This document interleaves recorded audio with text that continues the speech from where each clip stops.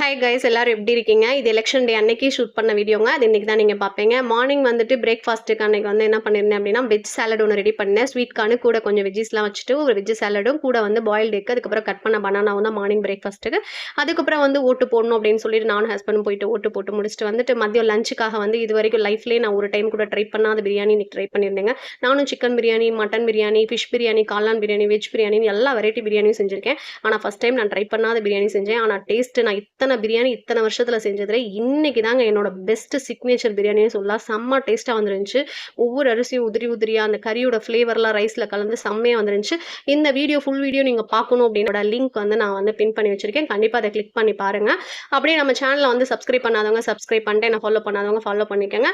அதுக்கப்புறம் வந்து மதியம் லஞ்சுக்கு வந்து ஹஸ்பண்ட் கடைக்கு போயிருந்தனால ஹஸ்பண்ட்க்கு வந்து பேக் பண்ணும்போது அப்படியே நம்மளுக்கு சேர்த்து பேக் பண்ணிட்டு ஃபேமிலியாக ஜாலியாக அங்கே உட்காந்து சாப்பிட்டுக்கலாம்னு சொல்லிட்டு அங்கே அப்படியே எடுத்துகிட்டு போயிட்டு சாப்பிட்டு ஜாலியாக ஃபன் பண்ணோங்க. மறக்காமல் இந்த வீடியோக்கு ஒரு லைக் போட்டுருங்க.